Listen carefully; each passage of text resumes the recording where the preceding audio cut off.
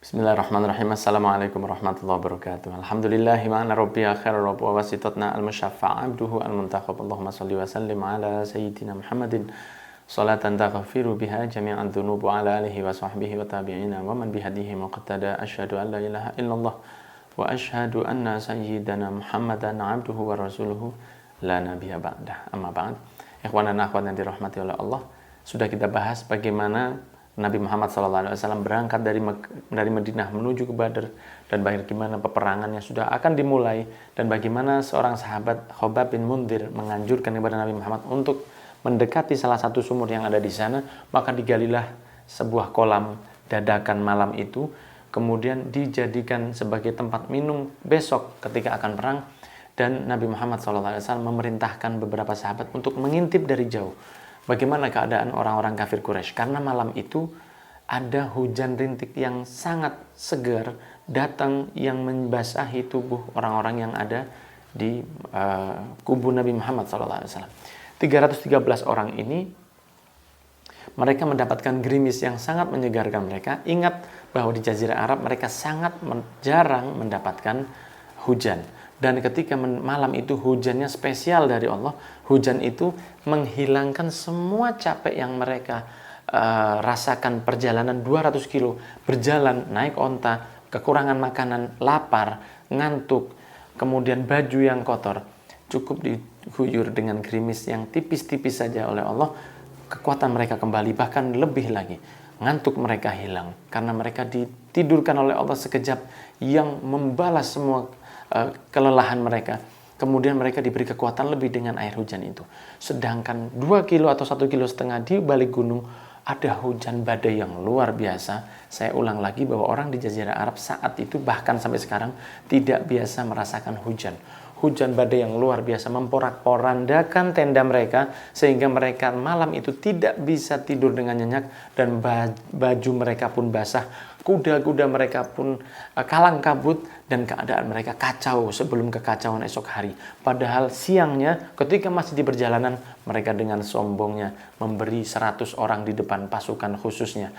Para emak-emak diperintahkan untuk bernyanyi. Mereka berjalan dengan minum-minum khamr karena yakin akan mengalahkan muslimin yang ada saat itu.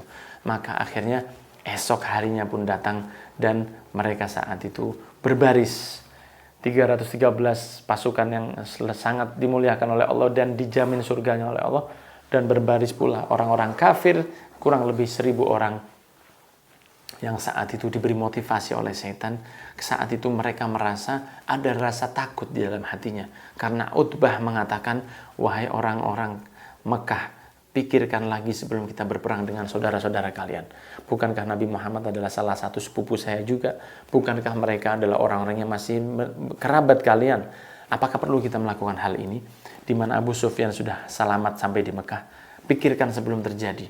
Karena melihat beberapa orang-orang yang ada di kafir Quraisy diberi rasa takut oleh Allah Subhanahu wa taala, tambah lagi takutnya ketika sebelum perang. Mungkin ada yang suka nonton film, sering kita lihat ada pasukan yang menyisir di hadapan pasukan yang lain sebelum dilakukan peperangan untuk melihat bagaimana keadaan musuh. Itu yang terjadi zaman dahulu ketika akan ada perang dan mereka belum menggunakan senapan saat itu. Satu pasukan datang melewati pasukan-pasukan muslim, hanya melewatinya saja, dan kemudian kembali ke orang-orang kafir mengatakan, wahai saudara-saudaraku orang Mekah, ketahuilah jika kalian ingin ada rasa ingin mundur, maka sekaranglah saatnya. Saya melihat 300 orang dari mereka, enggak sebanyak kita 3 kali lebih banyak dari mereka. Akan tapi saya lihat bahwa di mata mereka seakan ada api yang sudah tidak mampu mereka tahan emosi untuk menghancurkan kita. Jika kalian ingin mundur, maka sekaranglah waktunya, dan saya yakin motivasi kalian jauh di bawah mereka. Utbah pun mengatakan, wahai sahabatku, inilah waktunya untuk mundur, karena mereka adalah saudara kita juga.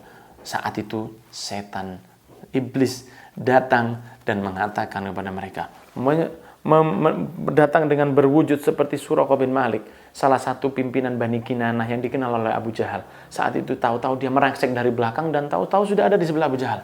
Abu Jahal pun mengheran, Suraqah bin Malik, kamu pimpinan Bani Kinanah yang besar, iblis saat itu mengatakan, ya, dan saya siapkan pasukan saya di belakang karena saya mendengar kamu akan memerangi musuh saya juga, Nabi Muhammad SAW.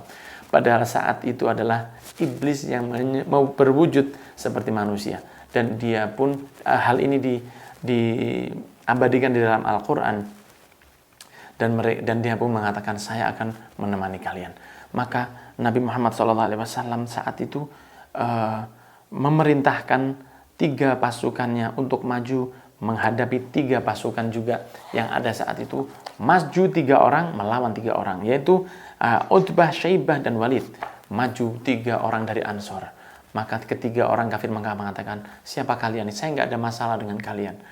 Mundur saja kalian karena kita minta ke sepupu-sepupu kami yang maju. Maka berteriaklah Utbah, wahai Nabi Muhammad, kita tidak ada urusan dengan orang-orang Madinah ini. Keluarkan sepupu kami yang terbaik agar kami perang dan menjadikan peperangan ini lebih pantas untuk kami lakukan. Maka majulah saat itu Sayyidina Hamzah bin Abdul Muttalib, kemudian Sayyidina Ali bin Abi Thalib, dan juga Sayyidina Ubaidah yang maju untuk melawan mereka. Dan ketika melihat 3 sepupu Rasul ini dan juga paman Rasul maju untuk menuju mereka, mereka mengatakan, nah inilah musuh kami yang pantas untuk kami lawan. Majulah Sayyidina Hamzah melawan Syaibah, 1 tebasan, matilah Syaibah.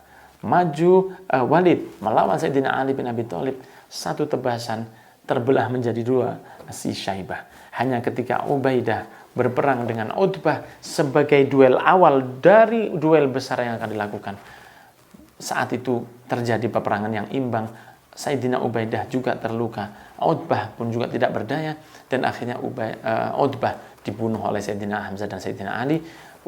Sayyidina Ubaidah pun gak lama lagi meninggal dalam keadaan syahid. Dan setelah itu, ikhwan yang dirahmati oleh Allah, barulah peperangan disiapkan oleh Nabi Muhammad SAW. Kemudian salah satu sahabat yang memegang kurma saat itu, dia mengatakan, wahai Rasul, apakah jika saya mati dalam peperangan ini saya akan masuk ke dalam surga? Rasulullah mengatakan, ya, kamu akan masuk ke dalam surga. Maka dia mengatakan kepada kurma yang ada di tangannya, wahai kurma, jika saya terus habiskan kamu, maka saya tidak ada waktu untuk bertahan melihat mereka yang kafir ini. Surga sudah terlalu lama bagi saya untuk menghabiskanmu. Maka dilemparkanlah kurmanya. Dia membawa 1 pedangnya, dia maju ke pasukan kafir dan membunuh beberapa orang kafir sebelum mati dalam keadaan syahid. Itulah mereka orang-orang para syuhada Badar. Belum lagi sahabat Abdullah bin Mas'ud yang luar biasa. Beliau mengatakan ketika melihat 1000 orang di hadapannya, mata mereka dirubah oleh Allah Subhanahu wa taala. Mereka seperti melihat 70 orang saja. Sahabat Abdullah bin Mas'ud tanya kepada sahabatnya, berapa jumlah mereka? Jangan sepertinya kalau saya itu mereka ada 70. Satu sahabat mengatakan, kamu ngawur aja. Itu mereka sekitar 100. Subhanallah, dirubah mata mereka oleh Allah. Mereka melihat seperti pasukan itu hanya ada sekitar 70 orang atau 100 saja. Padahal yang dilihat sebenarnya adalah 1000 orang. Ketika perang berkecamuk, majulah orang Muslim dengan motivasi yang tinggi, dan majulah orang kafir dengan motivasi yang setengah-setengah. Maka ketika pedang mulai berdenting, debu mulai berterbaran, maka orang-orang kafir pun lari tunggang langgang. Banyak dari mereka yang pulang ke Mekah, dan hanya sedikit yang tetap perang di perang Badar ini. Terbunuhlah Abu Jahal saat itu di tangan 2 anak kecil, Mu'ad dan Mu'awidh, yang masih berusia 13 tahun. Dengan cara memotong kaki kudanya terlebih dahulu, jatuhlah Abu Jahal, dibunuh oleh kedua anak muda ini sebelum mati, dan akhirnya mati di tangan sahabat Abdullah bin Mas'ud. Kemudian matilah juga Umayyah di tangan Bilal dan semua sahabat yang ada saat itu, hingga hancur tubuh Umayyah, dan juga Uqbah dan Utbah dan Syaibah dan Walid, orang-orang kafir, pembesar kafir saat itu mati di perang Badar. Dan saat itu juga meninggal 14 orang, wafat dari orang-orang yang perang dari perang Badar ini. Kemudian pulanglah Nabi Muhammad SAW ke Madinah membawa kemenangan yang luar biasa. Dan dari perang Badar ini mulai Rasulullah semakin diperhitungkan orang kafir dan diperhitungkan oleh seantero jazirah Arab, karena baru mendengar orang berani melawan orang Quraisy dan mendapatkan kemenangan.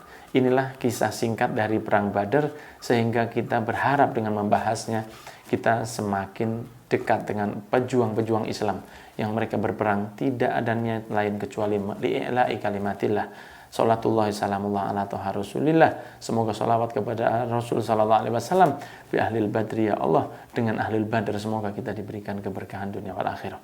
Wassallallahu ala sayyidina Muhammadin wa ala alihi wa sahbihi wasallam. Walhamdulillahi rabbil alamin.